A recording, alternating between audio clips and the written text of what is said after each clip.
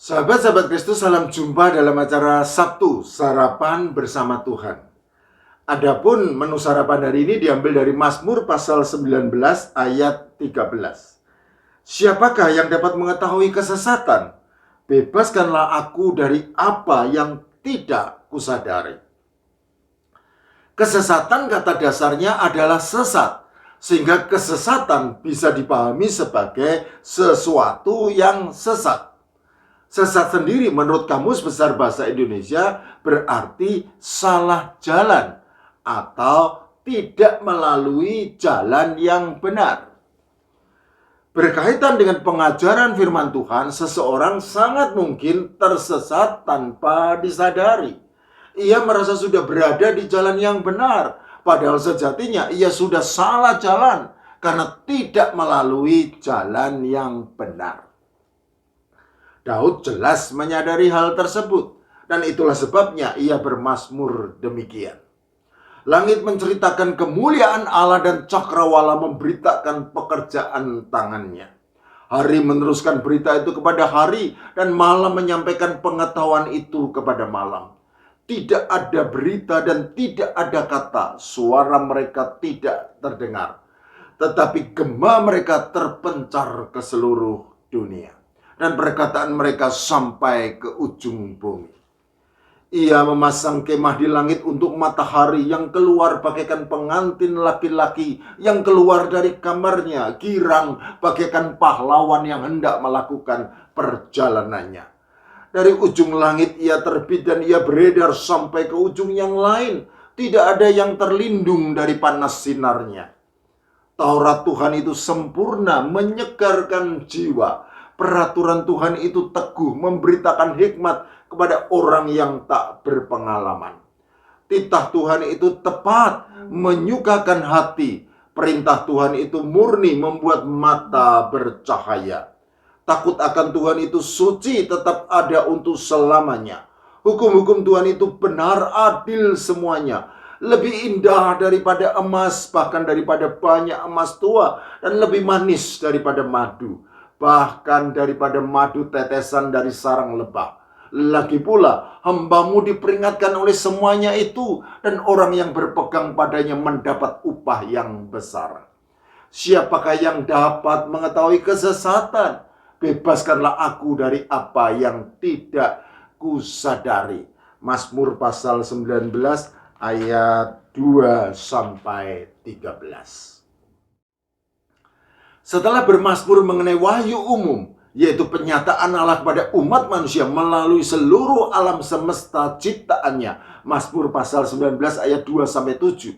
Maka Daud melanjutkan mazmurnya tentang wahyu khusus, yaitu penyataan Allah kepada umat manusia melalui Tauratnya, Mazmur pasal 19 ayat 8 sampai 11. Kemudian Daud mengaku bahwa ia diperingatkan oleh semuanya itu, sehingga ia dan orang-orang yang berpegang pada wahyu Allah itu akan mendapat upah yang besar. Mazmur pasal 19 ayat 12. Menariknya, setelah menyampaikan semuanya itu, maka Daud segera mengajukan pertanyaan. Siapakah yang dapat mengetahui kesesatan? Dan tanpa malu ia kemudian juga memohon kepada Tuhan untuk membebaskan dirinya dari apa yang tidak ia sadari. Mazmur pasal 19 ayat 13. Sahabat-sahabat Kristus, pertanyaan yang diajukan oleh Daud nampaknya merupakan suatu pertanyaan retoris yang jawabannya sudah diketahui oleh banyak orang, yaitu tidak ada. Maksudnya, tidak ada seorang pun yang mengetahui kesesatan dirinya sendiri, karena ia tidak menyadari hal itu. Secara umum, orang yang tersesat biasanya cenderung tidak menyadari bahwa dirinya tersesat, karena ia merasa sudah berada di jalan yang benar. Dan berhubung merasa sudah berada di jalan yang benar, maka ia menjadi tidak menyadari bahwa sesungguhnya ia sudah salah jalan karena tidak melalui jalan yang benar. Itulah sebabnya tanpa peringatan maupun petunjuk dari pihak lain yang mengetahui jalan yang benar, maka ia akan tetap dalam kesesatan. Berkaitan dengan pengajaran firman Tuhan, Daud betul-betul menyadari bahwa ia bisa saja tersesat tanpa ia sadari. Karena itu ia memohon kepada Tuhan Sang Maha Benar, bebaskanlah aku dari apa yang tidak aku sadari. Sahabat-sahabat Kristus, dunia yang jahat ini banyak dipenuhi oleh penyesat-penyesat. Banyak dipenuhi oleh roh-roh dunia yang menyamar sebagai pelayan-pelayan kebenaran. Hal itu tidak usah mengherankan, sebab iblis pun menyamar sebagai malaikat terang. 2 Korintus pasal 11 ayat 13 sampai 15. Oleh karena itu, Paulus menasihatkan, ujilah segala sesuatu dan peganglah yang baik. 1 Tesalonika pasal 5 ayat 21. Semangat untuk menguji segala sesuatu dan memegang yang baik ini nampaknya jarang dilakukan terhadap khotbah-khotbah di atas mimbar gereja. Karena adanya kecenderungan yang menganggap bahwa semua yang disampaikan oleh pengkhotbah di atas mimbar gereja pasti benar dan merupakan firman Tuhan. Padahal kenyataannya belum tentu demikian. Sebagai contoh, ada seorang pengkhotbah yang membaca satu bagian firman Tuhan, namun kemudian tidak membahasnya sama sekali. Tidak ada pengajaran, tidak ada penjelasan, melainkan hanya menyampaikan ilustrasi demi ilustrasi, baik berupa cerita maupun kutipan kata-kata bijak dari para filsuf atau kata-kata pemberi semangat dari para motivator. Celakanya, ada saja jemaat yang kemudian berkata, saya sangat terberkati dengan pemberitaan firman Tuhan hari ini. Sangat terberkati dengan pemberitaan firman Tuhan hari ini. Bagian mana dari firman Tuhan yang diberitakan? Kenyataannya firman Tuhan tidak diberitakan, melainkan hanya dibacakan pada bagian pembuka sebagai formalitas belaka. Bahkan ada juga yang mengutipnya tanpa membuka Alkitab sama sekali. Jadi khotbah yang disampaikan sejatinya hanyalah cerita-cerita dongeng belaka yang dikemas dalam bungkus firman Tuhan. Celakanya, ada saja jemaat yang menyukai khotbah-khotbah semacam itu dan salah menganggap sebagai pemberitaan firman Tuhan. Nampaknya jemaat yang semacam itu sudah tidak bisa lagi membedakan antara firman Tuhan dengan sabda manusia, antara hikmat surgawi dengan hikmat duniawi. Sehingga sejatinya tanpa disadari mereka sudah tersesat. Paulus mengingatkan, beritakanlah firman, siap sedialah, baik atau tidak baik waktunya. Nyatakanlah apa yang salah, tegurlah dan nasihatilah dengan segala kesabaran dan pengajaran. Karena akan datang waktunya, orang tidak dapat lagi menerima ajaran sehat. Tetapi mereka akan mengumpulkan guru-guru menurut kehendaknya untuk memuaskan keinginan telinganya. Mereka akan memalingkan telinganya dari kebenaran dan membukanya bagi dongeng. 2 Timotius pasal 4 ayat 2 sampai 4. Sahabat-sahabat Kristus, teladanilah sikap terpuji dari orang-orang Yahudi di kota Berea pada zaman para rasul yang dicatat demikian. Orang-orang Yahudi di kota itu lebih baik hatinya daripada orang-orang Yahudi di Tesalonika, karena mereka menerima firman itu dengan segala kerelaan hati. Dan setiap hari mereka menyelidiki kitab suci untuk mengetahui apakah semuanya itu benar demikian. Kisah para Rasul pasal 17 ayat 11. Sedikit tips dari saya. Khotbah yang baik seharusnya memiliki rumusan PIA. P, pembuka. I, isi. A, aplikasi. Bagian pembuka bisa berupa ilustrasi maupun kata pengantar untuk masuk kepada bagian isi. Bagian isi seharusnya berupa pembacaan firman Tuhan dan pengajaran yang menjelaskan firman Tuhan tersebut dengan cara yang paling sederhana, mencakup apakah yang diberitakan, siapakah yang memberitakan, dan kepada siapakah diberitakan, kapankah diberitakan, di manakah diberitakan, dan mengapakah diberitakan. Apabila diperlukan, boleh ditambah dengan ilustrasi. Bagian aplikasi bisa berupa kesimpulan maupun ajakan dan juga dorongan untuk melakukan firman Tuhan yang sudah diberitakan pada bagian isi, sehingga jemaat tidak hanya menjadi pendengar saja, melainkan juga menjadi pelaku firman Tuhan. Yakobus pasal 1 ayat 22. Selanjutnya yang tidak kalah pentingnya perlu juga dipahami bahwa seiring meningkatnya teknologi internet yang dipergunakan di seluruh dunia, maka otomatis jagat maya juga semakin meluas. Saat ini dengan mudah dan cepat kita dapat mengakses khotbah-khotbah Kristen dari para pengajar yang benar maupun dari para pengajar yang sesat. Jadi apabila tidak berhati-hati dan juga tidak waspada, maka bisa saja kita tersesat tanpa kita sadari. Ya, tersesat tanpa disadari. Berapa banyak di antara kita yang manggut-manggut ketika mendengar khotbah-khotbah yang sesat dari penyesat-penyesat yang kita anggap sebagai pelayan-pelayan kebenaran.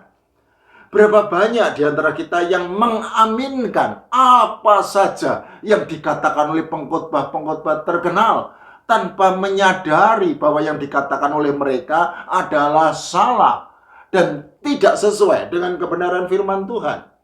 Berapa banyak di antara kita yang menerima begitu saja semua pernyataan dari para pengkhotbah yang mengaku berdasarkan firman Tuhan, atau bahkan ada juga yang mengaku mendengar secara langsung dari Tuhan tanpa kita mengujinya terlebih dahulu. Apakah semuanya itu benar demikian? Sahabat-sahabat Kristus, setiap orang bisa saja tersesat tanpa disadari. Ia merasa sudah berada di jalan yang benar, padahal sejatinya ia sudah salah jalan karena melalui jalan yang tidak benar. Oleh karena itu, sama seperti Daud, marilah kita memohon kepada Tuhan Sang Maha Benar, supaya membebaskan kita dari apa yang tidak kita sadari. Sebagai penutup, marilah kita saksikan sebuah video yang saya ambil dari kanal Komentar Kristen. Perhatikan dan ujilah, Tuhan memberkati. Amin.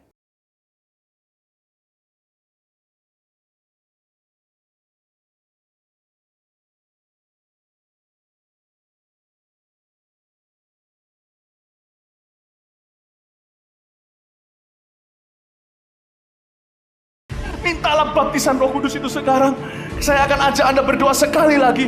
Setelah saya bilang amin, saya minta seluruh ruangan, seluruh maursiarum, semua orang di gedung ini berbicara bahasa roh semuanya. Dan ketika itulah Roh Kudus dicurahkan pada mereka yang belum menerimanya.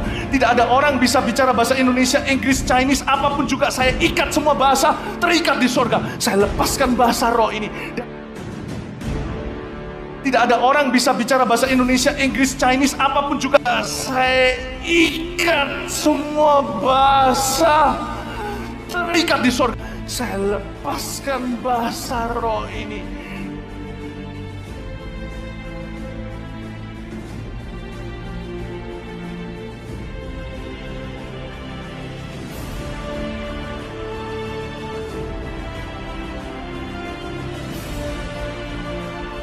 Dari Yesus datangnya yang membaptismu dalam Roh Kudus. Dan semua orang tidak boleh berbahasa manusia kecuali berbahasa lidah yang akan diberikan secara spontan oleh Tuhan Yesus. Saya saja seorang yang memberi instruksi dalam bahasa Indonesia. Anda siap? Katakan, Tuhan Yesus, katakan, saya haus akan Roh Kudus-Mu. Saya perlu, saya minta dilengkapi, dipenuhi. Saya ingin jadi saksimu di rumah sampai kemana-mana. Saya mau dibaptis sama Roh Kudus dengan tanda berbahasa lidah, berbahasa roh, bahasa doa. Saya percaya janji ini diberikan untuk saya. Saya minta dalam nama Yesus. Yesus, saya haus. Yesus, saya haus. Yesus, saya minta. Dan saya minta di dalam nama Yesus. Anda siap? Dalam nama Yesus. Dalam nama Yesus. Amin. Semua.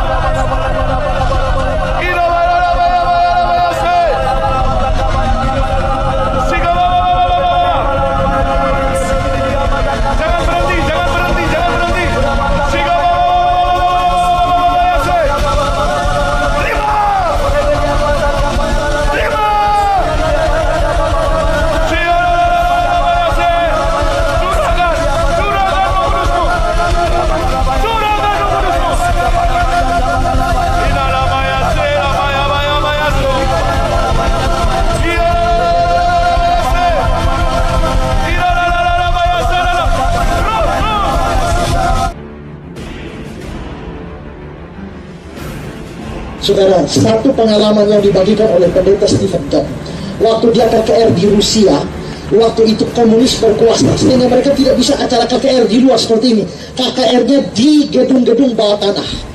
Lalu orang Rusia hadir tidak ngerti bahasa Inggris. Stephen Todd tidak tahu bahasa Rusia, hanya bisa bahasa Inggris. Nah, maka pakai penerjemah. Maka KKR hari pertama, khotbah Inggris, translate Rusia. KKR kedua, khotbah bahasa Inggris, translate Rusia. Hari ketiga KKR sudah mau jalan, mau khotbah, tunggu-tunggu penerjemahnya tidak ada. Di mana? Berita datang sudah ditangkap orang komunis. Sekarang khotbah sudah mau mulai. Pak Tong tidak tahu bahasa Rusia, pendengar tidak tahu bahasa Inggris. Apa yang terjadi?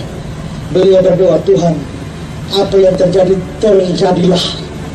Saya akan berkhotbah dalam bahasa Inggris. Lalu dia naik mimbar dan dia khotbah dalam bahasa Inggris. Dia begitu khotbah dalam bahasa Inggris, anehnya semua yang dengar ini perhatian sekali.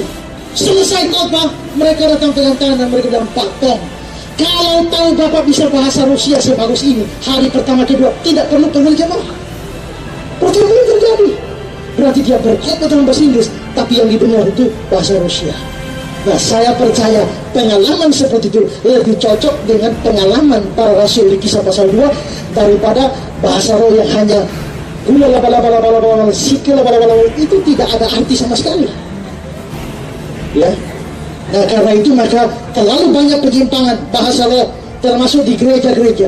Jadi saudara, jangan ingat ya, saudara periksa daftar karunia seluruhnya. Karunia ini. Lihat seluruh daftar karunia. Dari semua daftar karunia, bahasa roh dan menafsirkan bahasa roh itu paling terakhir. Paling terakhir. Kenapa dua-dua paling terakhir? Karena karunia yang lain itu bisa lakukan sendiri. Dua karunia terakhir tidak bisa dilakukan sendiri-sendiri. Mengapa? Kalau karena karunia mengajar, saya bisa mengajar, tidak butuh yang lain. Kalau karunia beritakan Injil, saya bisa beritakan Injil, tidak perlu yang lain. Tapi bahasa roh tidak bisa dilakukan tanpa menafsirkan bahasa roh.